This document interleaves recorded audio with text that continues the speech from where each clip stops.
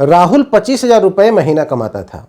वो बहुत ही अनुशासित था। वो 5,000 रुपये हर महीने जमा करता था। 3 साल तक उसने एक महीना भी मिस नहीं किया और उसने करीब 1,80,000 रुपये 3 साल में जमा कर लिए। लेकिन एक दिन वो बीमार पड़ गया और हॉस्पिटल का बिल आया 2 लाख रुपए। 3 साल की सेविंग 3 दिन में खत्म हो गई। राहुल रो नहीं रहा था, लेकिन वो अंदर से टूट चुका था।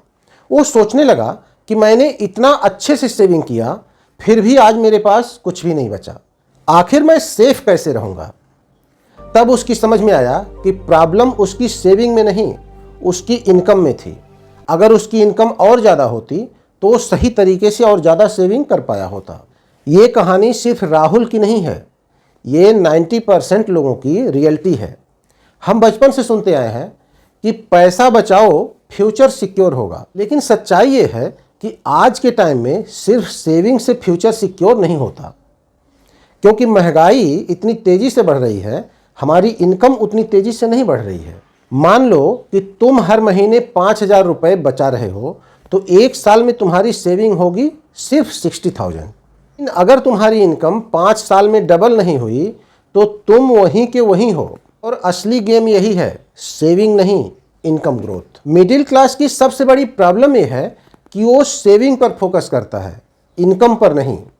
वो सोचता है कि खर्च कम कर लूँ, लेकिन ये नहीं सोचता कि अपनी इनकम कैसे बढ़ाऊँ।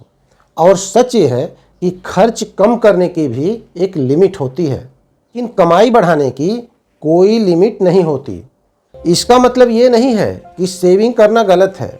सेविंग करना तो बहुत ही ज़रूरी है, लेकिन अगर तुम्हें फाइनेंशियली स्ट्रांग बनना है तो ये 3 काम जरूर करो। नंबर 1, इनकम बढ़ाने के तरीके ढूंढो।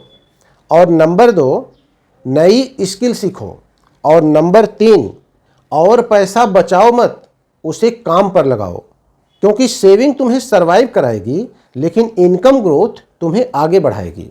राहुल की गलती ये नहीं थी कि उसने सेविंग की, बल्कि राहुल की गलती ये थी कि उसने सिर्फ सेविंग पर भरोसा किया। तो अब फैसला तुम्हारा है, तुम सिर्फ पैसे बचाओगे या अपनी इनकम बढ़ाओगे। तो अगर आपको ये वीडियो पसंद आया हो तो इसे लाइक और शेयर जरूर करें, और ऐसे ही रियल फाइनेंशियल सच्चाई के लिए चैनल को सब्सक्राइब जरूर करें।